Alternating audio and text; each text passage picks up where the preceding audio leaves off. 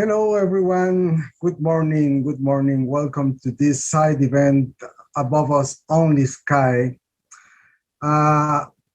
We are very happy to be the organizers of this side event. My name is Werner Munoz. I work for the Global Campaign for the Right to Education.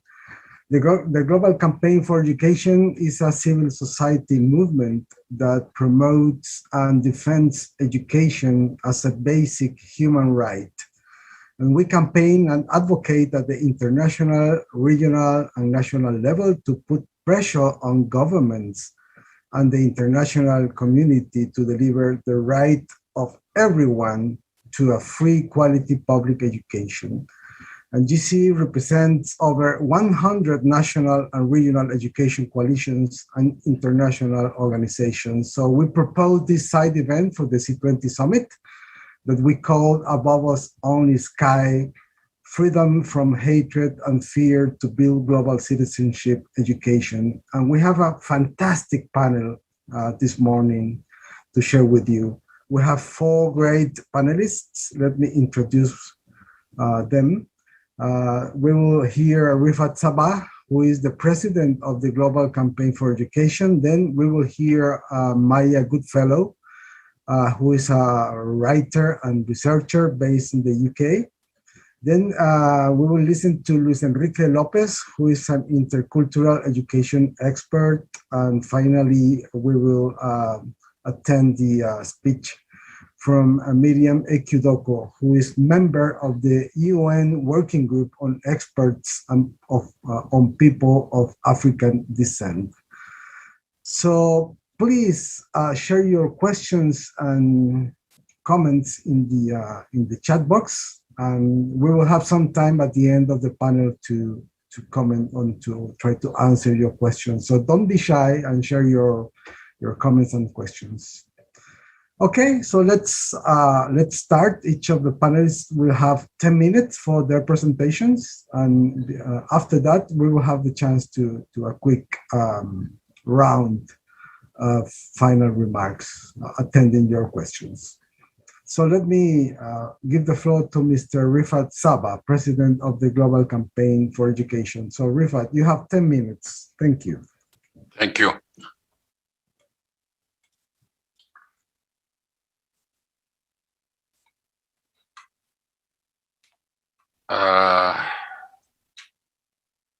Sorry. So thank you, Werner, for this webinar. I do believe this subtopic is very important, especially from where I am living in the Middle East. Jumping over the thorn is not easy. Actually, there is a stereotype feature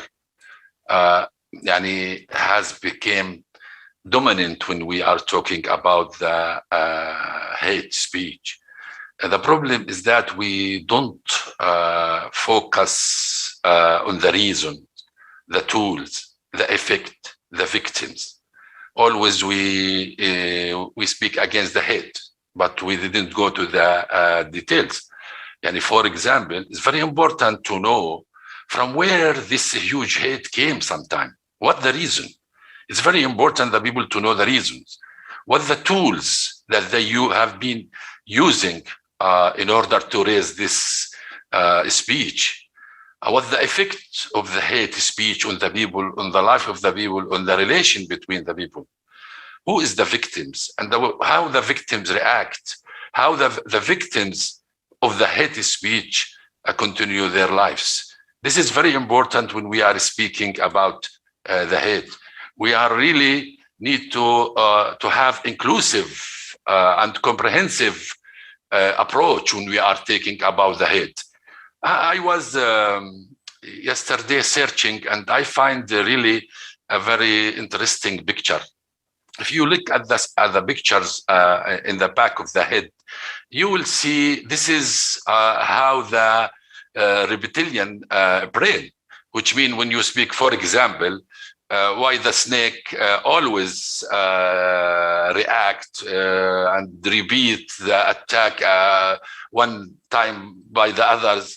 Why the people, they hate the snakes. And for example, but maybe there's some people who don't hate, but because we are afraid. When we are afraid from something, we hate these things. And that's why sometimes this in the back of the head came in the front, and so the people try to survive, and they became aggressive, and they use a lot of tools in different ways. They produce the hate without they are knowing sometimes, in order to protect their selves. So when you are hate something, when you are afraid from something and you start to hate it, then you start to produce tools how you can react in this. Here is the course of talking about the education is different. So when we are talking about the education, we really should pay attention and alert to key pillars represented in the following. We have to really speak about the curricula that reinforce beliefs and the frameworks. We should speak about the media. Is it absent or is being absent? This should be answered realistically. The electronic aspect also is very important. The official intervention and beliefs. So this is all of this in the education is very important when we are speaking about the head. We have to go to analyze the textbook. We have to really to go to analyze in details that textbook, because the textbook, especially in the curricula, they are building the beliefs, they are building the skills, they are building the attitudes of the students.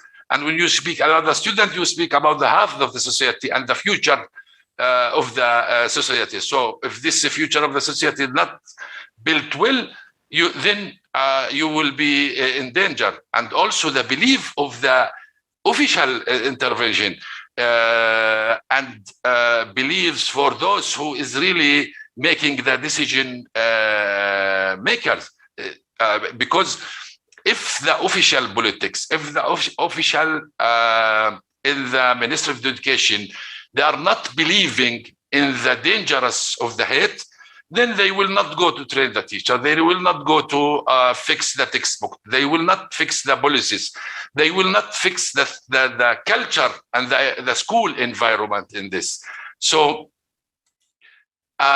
hate speech must really expose the curriculum and the policies, because the policies, when you have, for example, when we are speaking about civic education or citizenship education, this is very important. If the ministries of education don't believe that there is really a link between the social outcome of education and the academic outcome, then they will leave the whole society in conflict.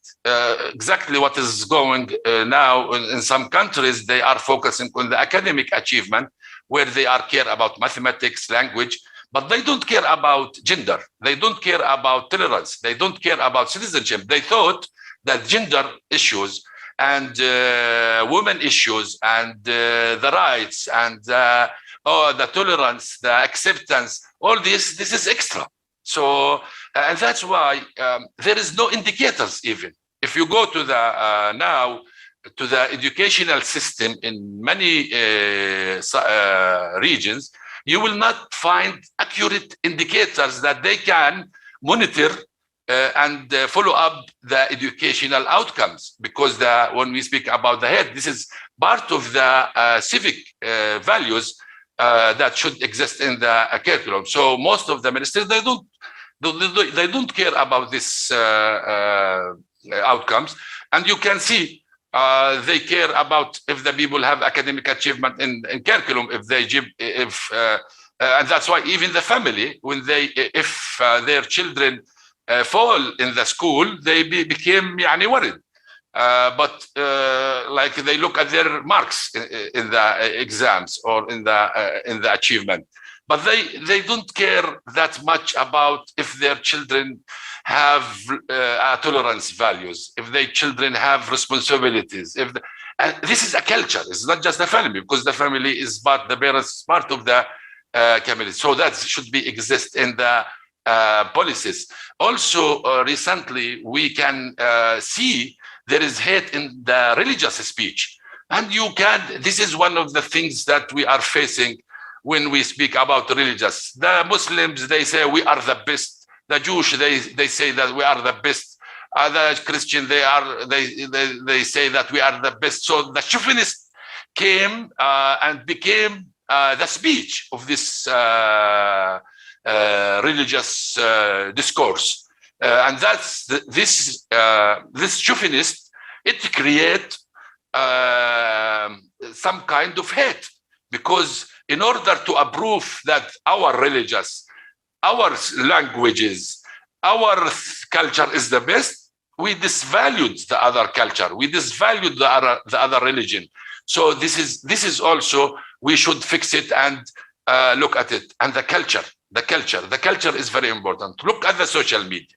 Someone writes something, the others repeat it, share it, like it, without knowing what this sentence means. And those who really produce the hate speech, they are very skilled sometimes. They use videos, they use spots, they use little short sentences. They brought it from here, there, and they know these sentences, this film, these videos will fire the psychology of the people and the mind of the people, and the people will follow. And sometimes they produce a small videos that someone, for example, speak against Islam. Then all the people who's in the Facebook, they try to protect Islam and they attack the others. And this is the hate has been in the social media created without anybody or without really policies who can monitor this in the social media. Also the politics, the general politics attitude. There's those who is really work in the politics, the political parties. Sometimes they use the speech in order to gain politics. But while they are using a speech to gain politics, they don't know that they are really creating hate environment in their country. And sometimes they are reinforcing those and supporting those who create the hate speech. So yes, one of the problems that we are facing, the discourse that the politics they're using while they are trying to create a space for themselves. You have 1 minute, Rifat. 1 minute. Okay, sorry. Also, is there offer done directly or objectively? Is this answering this question? We should answer it objectively. Are the policies in analyzing the curricula effectively or not? Are the social outcome of the education system mentioned and follow up?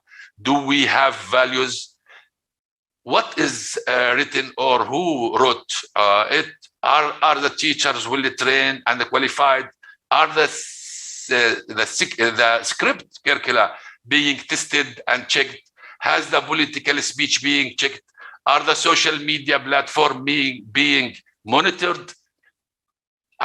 Concerning about the relief we care about refugee, but sometimes we don't care about the intellectual mobilization.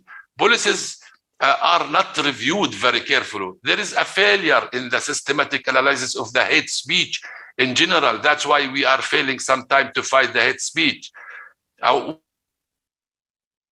It's expediting the country's validation of the additional protocol to the Convention on cybercrime concerning the criminalization of the act of resist and hating of committed crimes through computer system and the framework convention for the protection of national minorities, developing the tool and the followed approach, which requires a review of all the interventions that have been carried out so far and did not achieve the desired result. enhancing the cooperation between the official institution and the civil society organization, reconsidering the subject of civic education, and spreading society dialogues that lead to strengthening the partnership approach to work in the face of the hate speech, reviewing the legislation and the level of each country, adopting communication mechanism between school and university, and strengthening the role of the pre-service teacher preparation program in the field of upbringing to combat hate speech, make a specialized media effort, including electronic platform.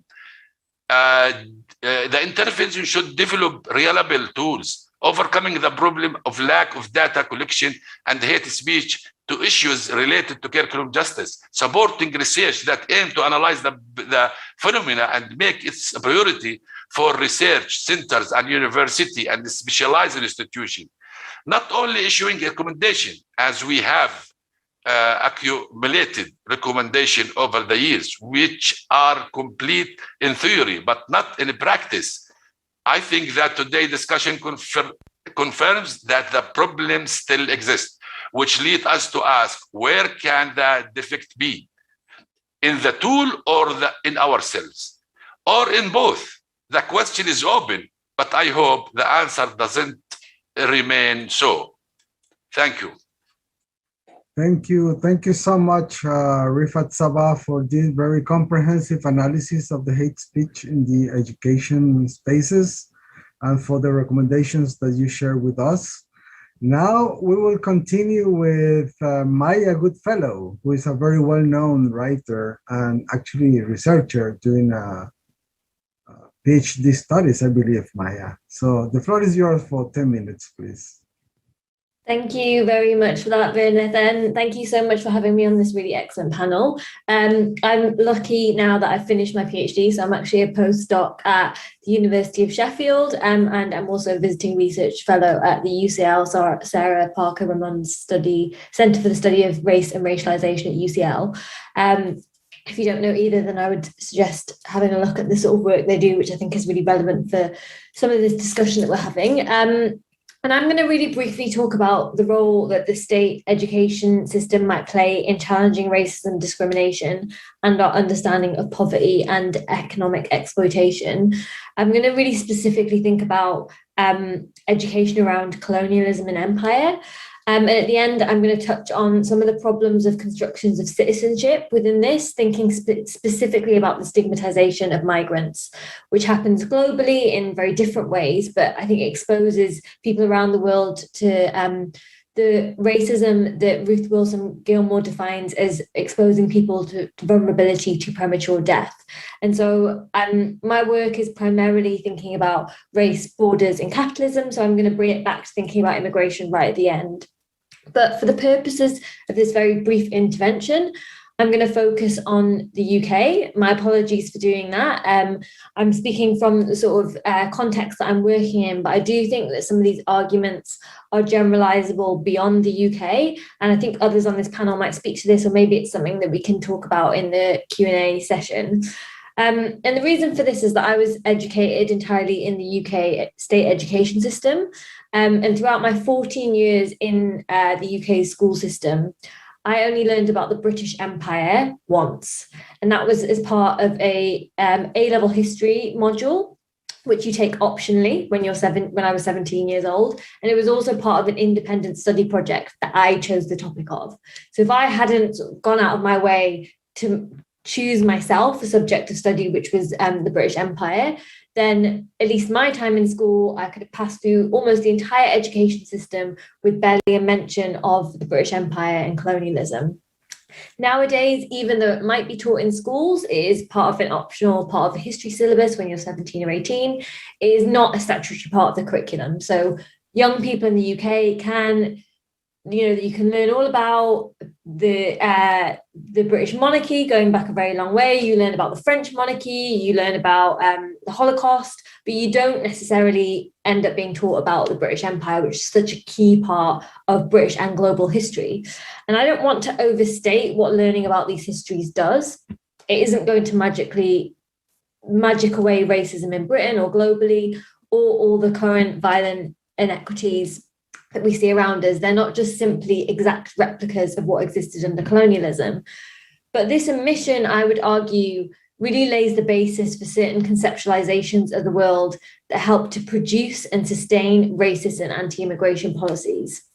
So a very good example of this, in the wake of the so-called Windrush scandal in the UK, which you maybe are familiar with, there was an independent review into what had happened. And one of the things that review stated was that all Home Office staff should learn about the history of the UK and its relationship with the rest of the world, including Britain's colonial history. So here we saw a recognition, a very brief recognition, that actually we don't learn about these histories, and it's possible to not really know very much about these histories. And this lack of knowledge meant that when the so-called Windrush scandal happened, a lot of people in British public life, including British politicians, seemed to be surprised that some of the individuals who were caught up in this scandal had actually come to the UK as citizens of empire or subjects. So if we were taught about this colonial history in school, we learn at a very young age that many of the people who came to the UK or went to other countries in Europe were actually coming from colonies and former colonies, and they did so as citizens, not as immigrants. So my own grandparents, who moved from India via Uganda, they came as citizens and subjects. And I don't say this to sort of reify citizenship or to suggest that we should maintain this distinction between the citizen and the non-citizen, but rather to sort of unsettle this, how we understand migration and movement in the contemporary moment, and think about movement that has long happened globally. And if we were to understand this history, we'd also look back and we'd see that in the UK, certain immigration policies that were introduced from the 1960s onwards were really designed specifically to make it more difficult for people of colour, brown and black people to come to this country. This is really, really erased in our current understanding of immigration in Britain, but actually so much of the historic immigration policy, as well as contemporary policy, is founded and built on racism. And if we were to look at this history, we'd see not only the racism that is embedded in state policy, but we'd also see the really important forms of resistance that came with and alongside these kinds of policies. What we know about the past, I would argue, helps us understand the world around us. So if we learned about empire in Britain, we would learn about the brutal suppression of the Mau Mau in Kenya, of the uprisings there. We'd learn about W.E.B. Du Bois's work on colonialism. And we would understand that colonialists created race and the racial hierarchy to control and govern colonies around the world. Unpacking how and why race was constructed would make for a far more sophisticated discussion about racism now, moving away from debates about individual prejudice and thinking about how colonialism, racism, and capitalism are intertwined. In the history we're taught, we mostly learned that the UK grew rich and was able to progress through the so-called Industrial Revolution, not because of exploitation and resource extraction from the colonies, that is almost entirely erased, but the myth that we're told is that this was produced by some kind of innate ability of British people to progress. And this thinking has been repackaged in a lot of mainstream development literature and practice, where the so-called developed world is seen as needing to help the underdeveloped, though this often actually means inclusion into exploitative capitalist markets and treating poverty as if it is some kind of unhappy accident or inherent failing within countries that are deemed to be under or undeveloped. Yet, as we know, legacies of colonialism, extractive capitalist economies, and racialized hierarchies of power produce poverty. Against a history where supremacy is often meant as mastering the environment for profit, decimating Indigenous communities in the process, it is not by chance that the climate crisis now impacts those that are least responsible for it. But again, this kind of understanding is really, really erased in current understandings of global history, at least in the UK. And of course, just to sort of begin to wrap up, how we're taught about these histories matters too. So it's not good enough to sort of simply say we need to learn about empire and colonialism, because there's a risk here that if it were to be done, it would sort of be framed as good versus the bad. That's how it's often talked about in UK contemporary political debate. So you have like mass extermination versus giving people the railways. And this is really, really how it's set up in a lot of our existing debate. And I think this could be addressed, at least partly addressed, as the Runnymede Trust, I'm a trustee of the Runnymede Trust, which is an organisation that looks at race and racism in Britain and tries to pose solutions to current racial inequalities. The Runnymede Trust, in some of their work looking at teaching colonialism in Britain, has argued for setting up a centre that would train teachers on teaching about how to teach about empire to avoid reproducing this sort of good and bad framing. And this has been done for teaching about the Holocaust in a relatively successful way. It's a really important form of teacher training that can be accessed about how teachers should engage with teaching about the Holocaust. And what the Runnymede Trust argues is that similar could be done for teaching about empire and colonialism. And so I just want to conclude by saying that British colonial history, much like other European colonial histories, are not well understood, and this really helped sustain myths about the present. But learning about this past, as I said right at the beginning, it's not an automatic fix to some of the problems in the present. And so one of the areas I just want to end on thinking about in terms of education, what state education systems might do, might be concerned with challenging the reification of citizenship and borders, this constant reproduction of the citizen versus the non-citizen, and the ongoing bordering practices, and how this shapes people's rights and abilities to live. And the reason I say this is because people right now, as we're discussing this, people are continuing to try and cross very violent borders, whether that be in the Channel, the Mediterranean, or elsewhere around the world, and they're risking their lives in order to do so. Understanding our colonial histories might help change some of the parameters of that debate, but really we also need to center what is happening in the present moment and understand how certain people are being exposed in, as I mentioned, Ruth Wilson Gilmore's definition of racism, a vulnerability to premature death. And so I would just end on the note of saying, I think one of the most important things that we can be trying to do at the moment is trying to build a world in which everyone has the right to stay, but also has the right to move if they so wish. I'll end there. Thank you very much for having me. Thank you so much, dear Maya, for this very substantive and inspiring presentation. I really think that you made the point of the need to advance on decolonizing curriculum, but decolonizing all the public life, not only in Europe, but also I am taking the case for Latin America. That's clearly a need. When we talk about, for instance, indigenous people is really discriminated against population in Latin America. And this is something that Luis Enrique Lopez will share a bit with us. Luis Enrique Lopez is an expert who has done extensive work in Latin America exactly on the right to education of indigenous peoples and intercultural education. So thank you, Maya, and we'll continue with Luis Enrique, who has 10 minutes for your presentation, please. Thank you.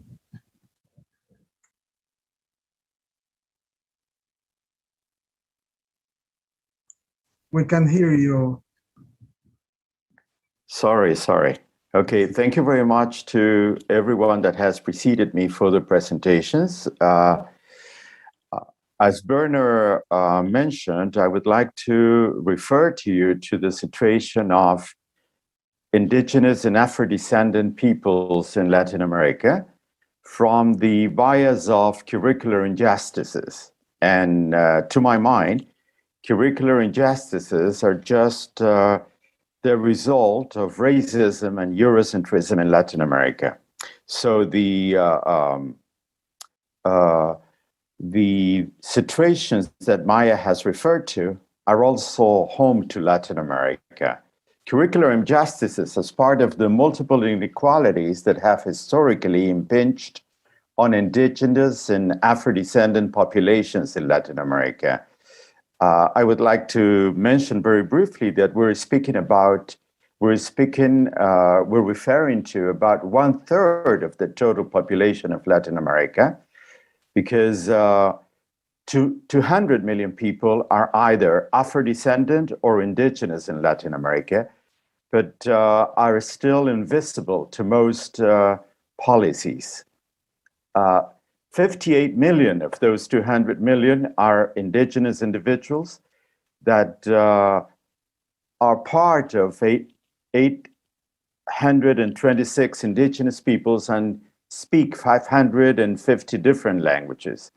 Despite these numbers, educational systems have historically ignored these facts due to their desire to construct unified nations, imposing a single model of education for all with a Eurocentric and racist bias.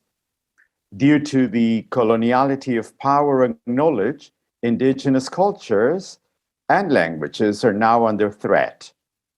Most educational systems lack the necessary flexibility and openness to adopting an intercultural perspective to allow everyone to feel represented, taken into account, and respected in education. This is the result of centrally defined curricula, usually top-down curricula, right?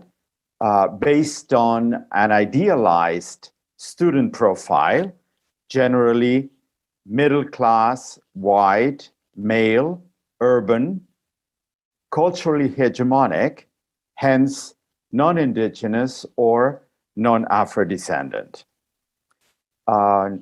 National curricula still privilege content over competence, despite the rhetorical adoption of competency-based curricula. Curricula is approached from a very compartmentalized view that privileges separateness between subjects rather than their complementarity. Extreme focus on literacy and numeracy to the detriment of other key competencies linked to active citizenship and to social competencies, as Refat has mentioned. There's a neglect to subaltern languages and geographical and social variations of hegemonic languages. In this general context, efforts are made from both sides to partially incorporate indigenous languages and cultures in education. Indigenous organizations and peoples are proposing and moving forward from the bottom up, and the government is trying to make efforts to take into account indigenous peoples, languages, and cultures. But the problem is that this is done from a very paternalistic perspective and from a fragmented point of view. As education is a reflection of politics, to overcome curricular injustices, there is a need to move from the notion and the practice of tolerance to that of mutual respect. That is, from tolerance to respect, from passive coexistence to living together, that sharing new possible futures and dreams, from the practice of neoliberal multiculturalism to true interculturalism that fosters conviviality rather than simple coexistence, from cultural oppression and exclusion to social emancipation, from Western educational models focusing on economic growth, technocratic determinism, individualism, consumerism, to decolonized models of education, enshrining cultural diversity as a value, and looking for what the indigenous philosophies define as life for the common good, good living, or in Quechua, suma causai, or in Aymara, suma camaña, or in Central America, kuxlehal politics. That is, we need to change our perspective of the world and the way we live in the world in order to have an education that respects us all. And that education, to my mind, is a right, not a service, as most Latin American governments consider it. And educations, cultures, and languages need to be regarded as collective rights, not individual ones. When I was referring to the numbers, and I was mentioning that I am referring to over 200 million out of the 600 that inhabit Latin America.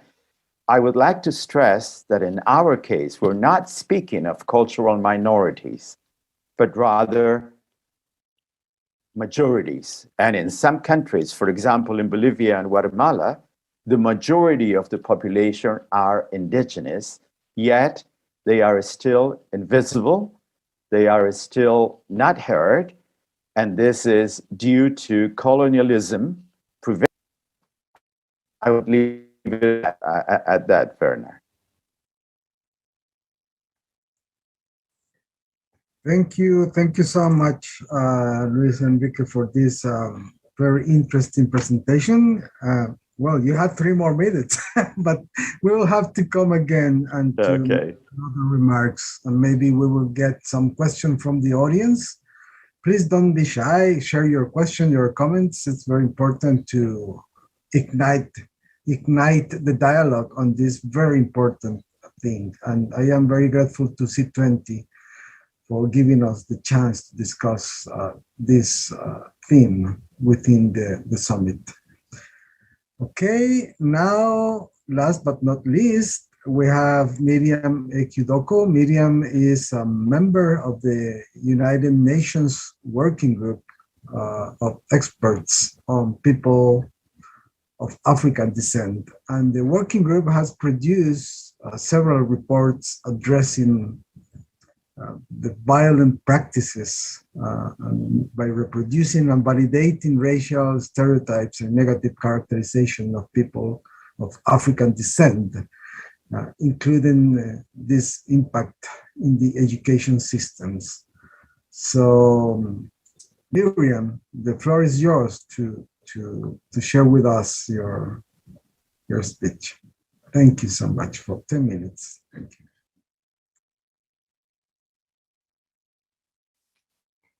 Thank you very much, Werner, and thank you all for your previous inputs. I would also like to thank our audience, though we don't see you, but I really appreciate that you dedicate your time to attend our panel and listen to this very interesting conversation about a very, very, very crucial and pressing issue.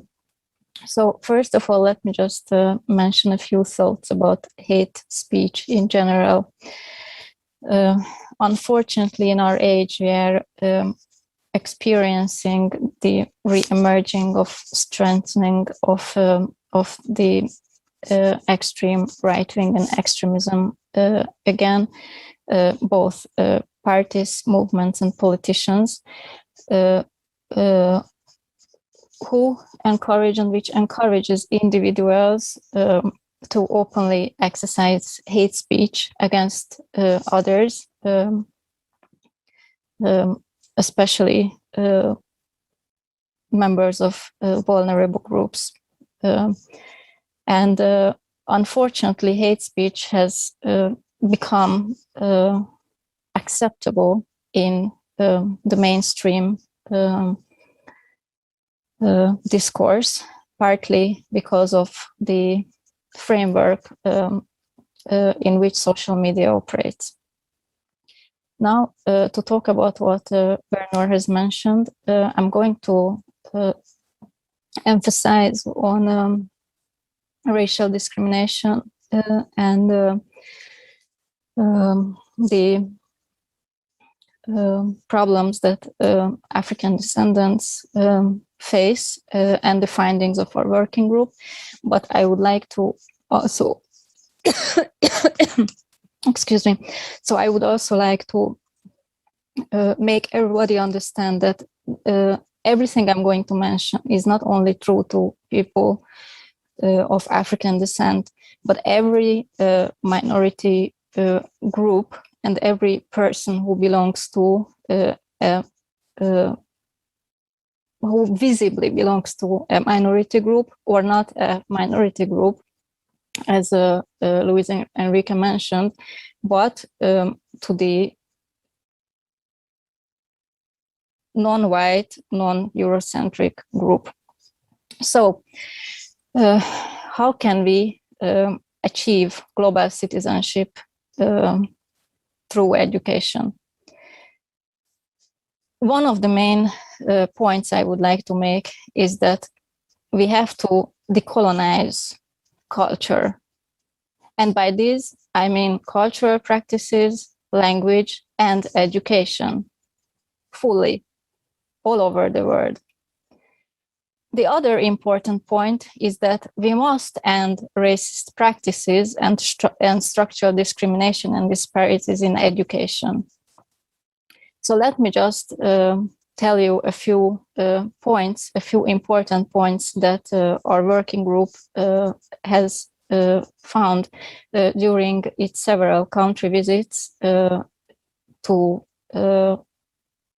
many European and North and South American countries, including the USA, Canada, the UK, the Netherlands, Belgium, Spain, Portugal. So what we are very concerned is that wherever we went, or we have gone so far, we have seen that the racial discrimination, violence, and harassment inflicted on children of African descent and other minority groups in schools by pupils and their teachers is very visible. It is also reported everywhere that some teachers and others working in educational institutions lack sufficient training or training at all to deal with racial discrimination and the diversity of contemporary society. We noted that the education curriculum doesn't contain sufficient information about the history of the colonizing nations and the non-European countries' history, and the colonizing nations and Europe's role in the enslavement of Africans and in the consequences of colonialism, or about the ways in which Africa has contributed to the evolution of human history. This lack of understanding perpetuates modern-day racism against Africans and people of African descent.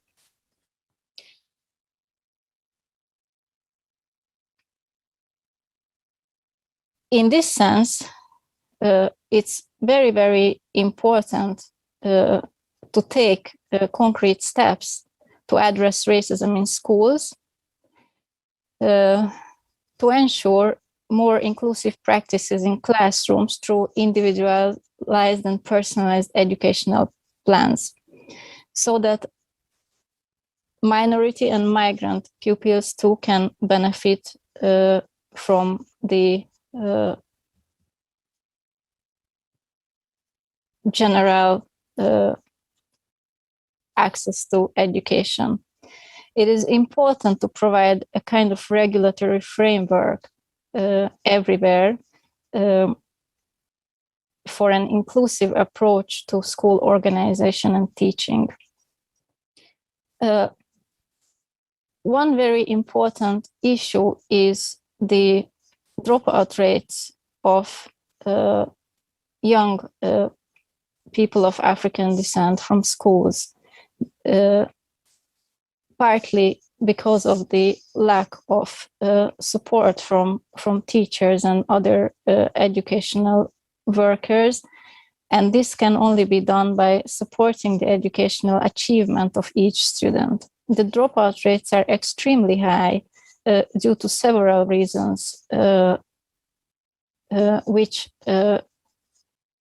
differ from country to country, but the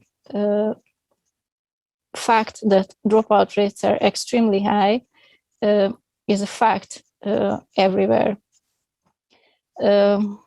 It's important to change educational policies and develop programs for specific educational programs that incorporate an intercultural approach to addressing racism, racial discrimination, and prejudice at school.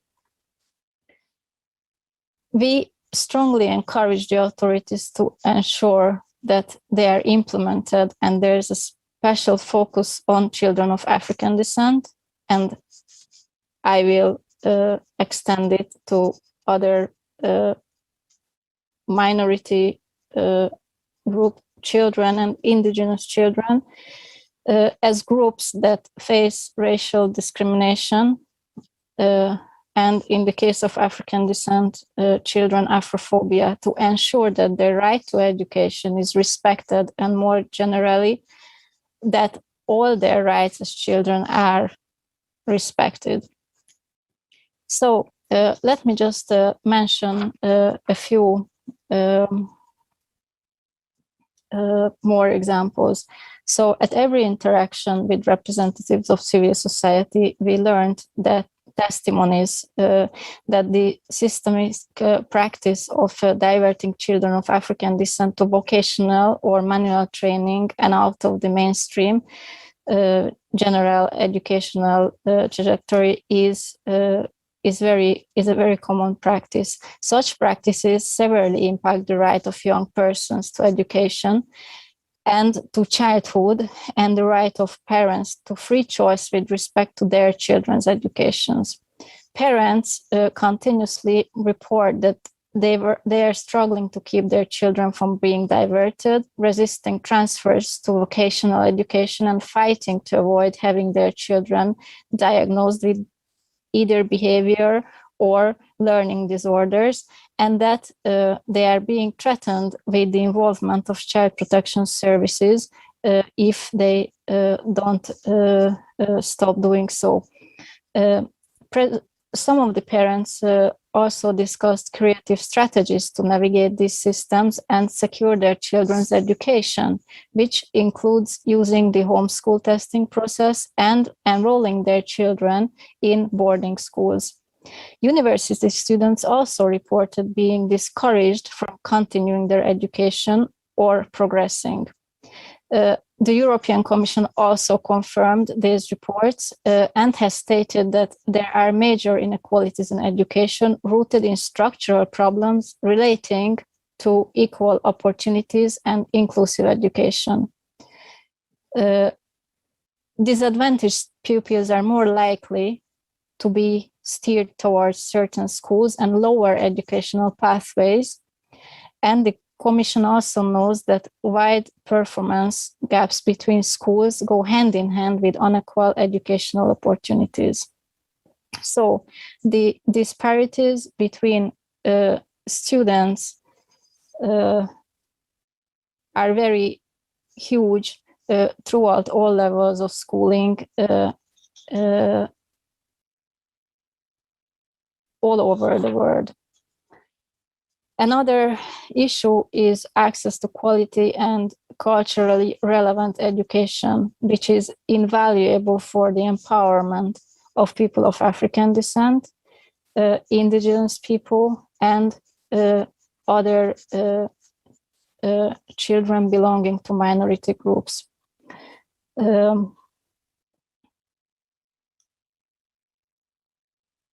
most countries, history and literature are still taught in a Eurocentric or from a Eurocentric perspective, while some steps have been taken to include teaching on the history of the transatlantic slave trade.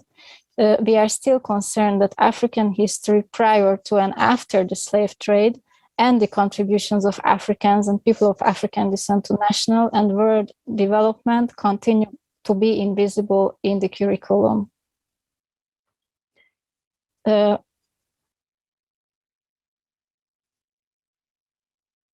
I would also like to emphasize on that we are concerned by the absence of human rights education within the national curriculums, which would be fundamental for fostering relations within society based on mutual respect and dialogue.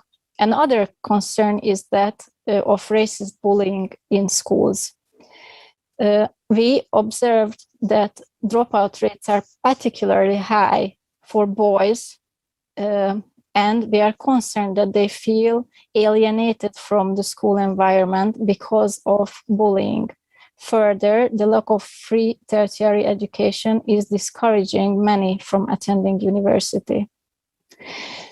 Of particular concern is the ethnic segregation in schools in several cities all over the world with a diverse population. According to information provided, pupils from ethnic minority groups are disproportionately referred to special education, partly because of behavior and psychological problems, as I mentioned before. We wish to remind all governments that in schools, the promotion of mutual respect and understanding is crucial, and the need to make measures to eradicate all forms of ethnic segregation in schools, including through the review of admission policies, which may have the effect of creating or exacerbating the phenomenon and other disincentives to such segregation. We are also... 1 minute, please.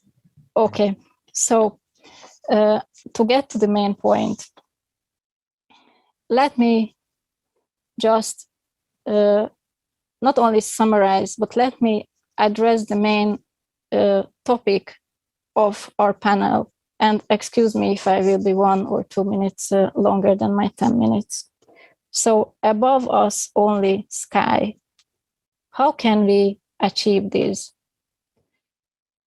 We need an educational system which allows us and encourages other individuals to reach their maximum potentials towards global citizenship, where everyone can feel and experience the feeling of above us only sky image or idea.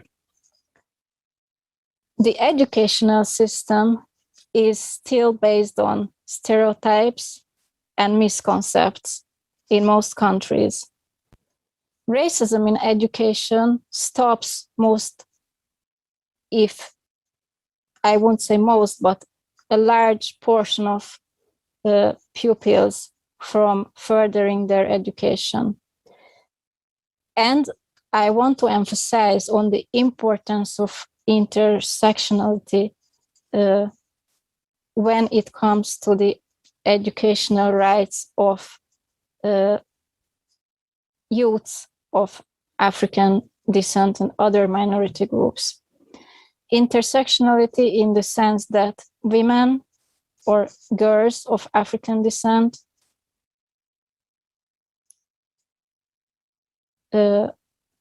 Islamic students of African descent,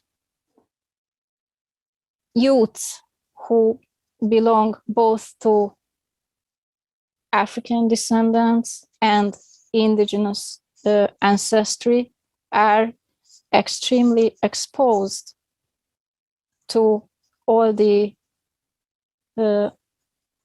problems which I've been talking about in the past few minutes. So just to sum it up, and this is a call to everyone who is here and those who are not listening, but to governmental bodies, international bodies, civil society organizations, and individuals. It is the obligation of our generation, both collectively and individually, to start acting. It isn't enough to create reports, carry out studies, and prepare recommendations. What we have to do is demand real action and take action.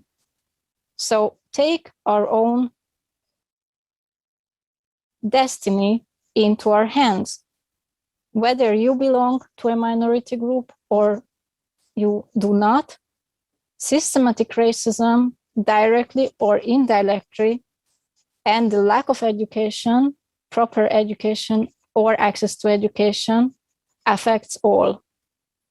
We need equal voices, both in education and both in all the systems which provide the basis for a just education. We must learn to value one another and embrace diversity in its fullness, and not just accept, but realize that by being diverse, we can only be more and richer as humans than trying to create a homogeneous society where some people live under current oppression.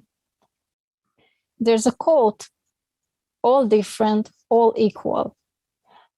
I like to mention it many times because we must realize that there aren't only ethnic differences or religious differences or differences in the shades of our skin colors that make us different. Every individual is different, and we are all equally important and valuable. And my final message is that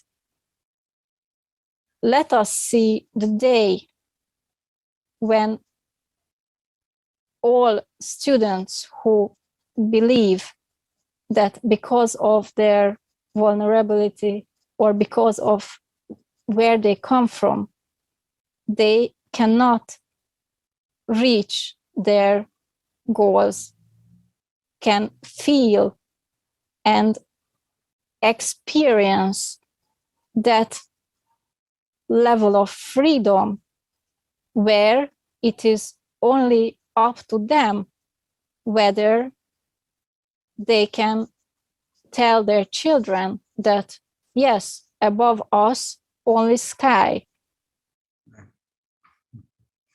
Thank you very much. Thank you very much, Miriam, for this powerful presentation and for this call to action that clearly resonate in everyone's heart. So thank you so much. I just have one question from Akmal Ali, who made some comments, but I tried to summarize that into one question, which would be the impact of teaching climate change education for contributing to counteracting hate speech in education. So what I'm going to do is to giving you 2 minutes for your closing remarks. I think that we still have chance for that. And so maybe you can take that question or address any other comment that you have linked to the other presentations. So 2 minutes, please. We can start with, let's change a bit. Let's start with Maya. Thank you. Hi, thanks. I thought you were going to say that. Yeah, thank you for that question. I think I'll just speak to that, and thank you to all the other panelists for really interesting presentations. I've learned a lot from everyone today, so I'll be thinking about this in the coming weeks.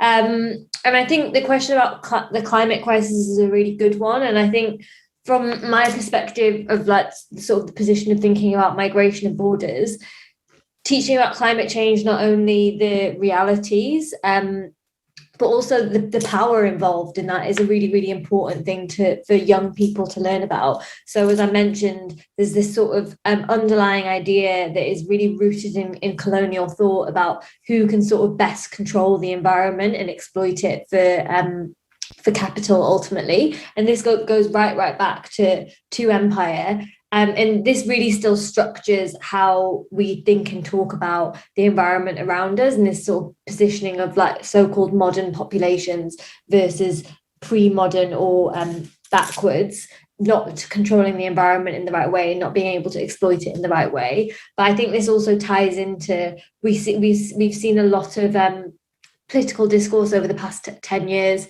around the notion of climate migrants or climate refugees. And this is really used in, at least in Europe and North America, to whip up more hatred against people who are moving. And there's a lot that I could say about that, but just to very quickly say, one is that most people who have to move do have to move within regions or within countries. And so this sort of apocalyptic idea of people moving to countries in Europe is really, really overplaying what is happening and sort of misrepresenting what is happening for political ends.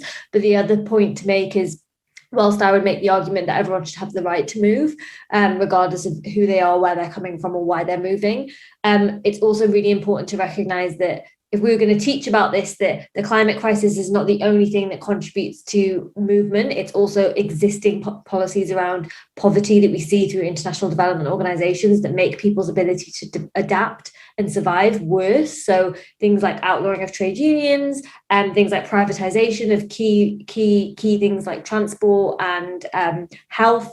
These all sort of tie in. And so if we were going to teach about this, it'd be really important to sort of teach about it in the most nuanced way so that young people could understand exactly what's happening when we're talking about the climate crisis. But thank you very much to everyone for having me.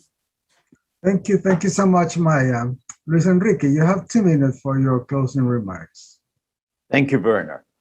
I would like to continue in the line that Maya has started, and I would like to remark that regarding climate change, but also regarding the situation of the pandemics that we're undergoing at the moment, we have the opportunity to inquire and look into indigenous wisdom and the ways in which they have historically approached situations such as this, right? And if we break away from our Eurocentric perspectives, for example, if I refer to the pandemics, when the policies of confinement and social distancing, rather physical distancing, started throughout the world, this global message was transported to Latin America and from governments into indigenous societies, even to those that were protected by the environment and that had little or restricted contact with the outside. And we faced stupid situations, really, where schools were closed in communities that could have remained opened. And one single view of education, televised education or using electronic means and ICT, etc., were imposed on everyone in situations where they had no electricity, no connection to the internet, and had limited access to television, right?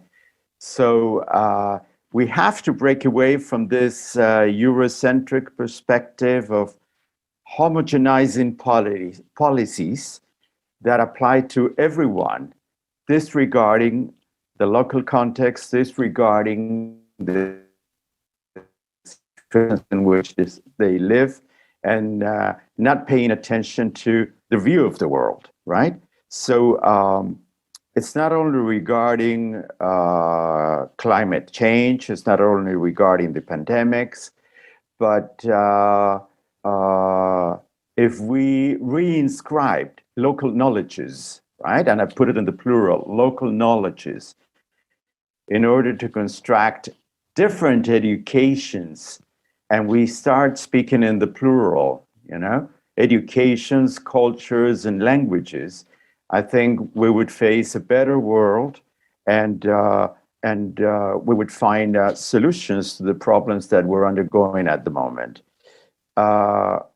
In closing, I would like to stress then, as my colleagues have also done, that we need a decolonized perspective of education in order to overcome racism and hate And in Latin America, I see no other solution at the moment than intercultural education for all.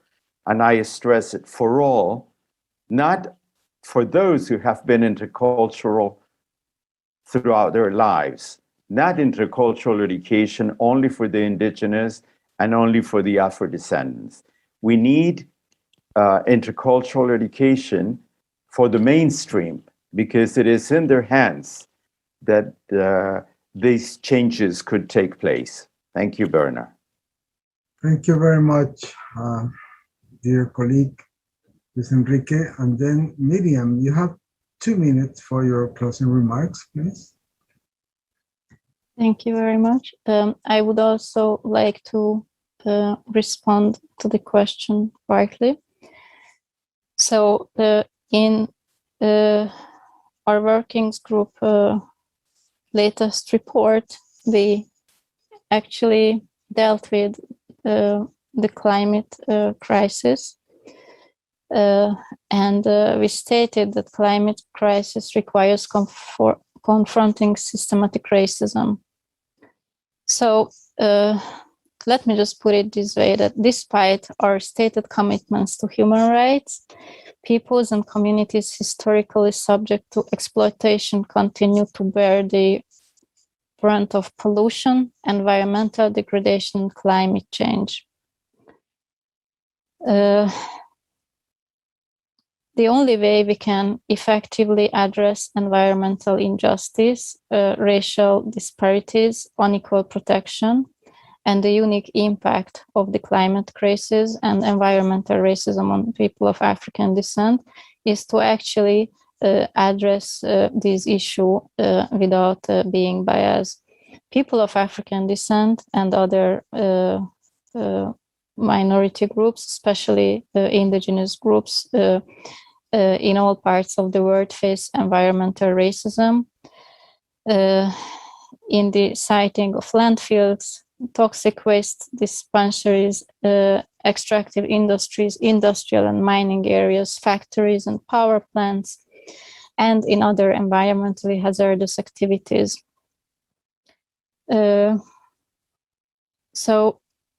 Only racialized analysis illustrates how climate change is not an isolated crisis, but instead it's linked to economic and political frameworks that have systematically disregarded the right to life and other core human rights for people of African descent and other minority groups. Systemic racism and unspoken understandings of racial hierarchy tacitly authorize profit at the expense of certain lives, resources, land, and futures. Climate change is a byproduct of our ongoing economic reliance on extraction, exploitation, and accumulation through dispossession. I just would like to highlight one more point, that peoples and communities of African descent point out failures of protection, including unenforced environmental regulation and lax corporate oversight that have led to the creation of cancer clusters, high rates of asthma, birth defects and miscarriages, and chronic environment-related illnesses. So it is a crucial point for states and other actors to fulfill their role to protect and support environmental human rights defenders, including those of African descent and other minority groups. We also call on states to recognize and address racial inequality and racial inequity. In order to be effective, efforts to address the climate crisis must take a human rights approach that centers impacted communities. States must include people of African descent in decision-making at all stages, including preparedness, mitigation, response, and recovery. And this also applies to education in schools. We have to make pupils understand the consequences of the climate, that the consequences of the climate change are not the same on everybody, and we have to create a general awareness about that. If certain groups continue suffering more from the climate change and crisis than other groups, then it is definitely going to also affect everyone. So just as a last point, we must unite our efforts and initiatives and actions regarding stopping the climate change as well, because there's no other way we can succeed. And I believe that as almost everything else, this must start from the point of education. And I just call everyone again to take action on this field, because the more voices are requesting for change and demanding change, the earlier and the stronger is going to come. Thank you very much. Thank you, Miriam. Now, Rifat, please, you are closing the year. Thank you, Bernard. Let me answer as a civic education teacher in this. I was for years teaching the citizenship education. When you speak about the climate change, I think this is should be part of the global citizenship education. And the global citizenship education should be part of the social outcome. And I think all the ministry, they should give really attention for the social outcome of the education. When we speak about the hate, the climate change, the tolerance, the racism, the discrimination, all these things that have been marginalized in the mentality of the politician. And for that, the solidarity in this regard is very important. We have to reinforce the solidarity in the mind of the student. So if something happened in Latin America, the people who is in the Middle East, they should be care about that. So we have to create this international solidarity among the people in order to predict the future. You know, they ask Einstein, why you are worried about the future? He said simply, because we are going there. So all of us, we are going there to the future. So we have to be care about the future. In this regard, regarding the schools, let me go there as a teacher. I think we have to take care about what we call it the hidden curricula, especially when we speak about all these civic values, because the hidden curricula is much dangerous than even the textbook. If we have, because the teachers, they brought with them all their values, and they teach the student by using the photos, by using all these tools. So we have to really to monitor the hidden curricula sometime, which is more dangerous. Second, if we want the social, I speak about the social outcome of the education. If we need the teachers who really want to teach this, we have to build the capacity of teachers with really what we called it critical thinking strategy in teaching. We cannot improve the situation if we have traditional teacher. If we have still have traditional tools, you need really to create dialogue with the student. You need to push the student to be to critical thinking and thinkers in their world. So this is very important to develop the what we call active teaching strategy, proactive teachers and open teachers, well-skilled teacher, well-knowledge and well-progress teacher as well. And finally, really the policies in this and the common agreement all over the world about what we are going to do is very important. Thank you. Thank you very much, Mr. Saba. Unfortunately, we don't have time for making a summary. Just let me finish by thanking, showing my gratitude to the interpreters, to the IT support, and especially to you, dear panelists, for this great side event that we have today. Thank you for addressing diversity, for addressing equality, the need for power balance, for empowerment of the forgotten, and thank you for making the case for education as the main equalizer and the door for the realization of all human rights, and special thanks for working for human rights as a way of life. So we have come to an end for this side event. Thank you for your attention and for all the people who attended this side event. Have a fantastic day. Thank you so much.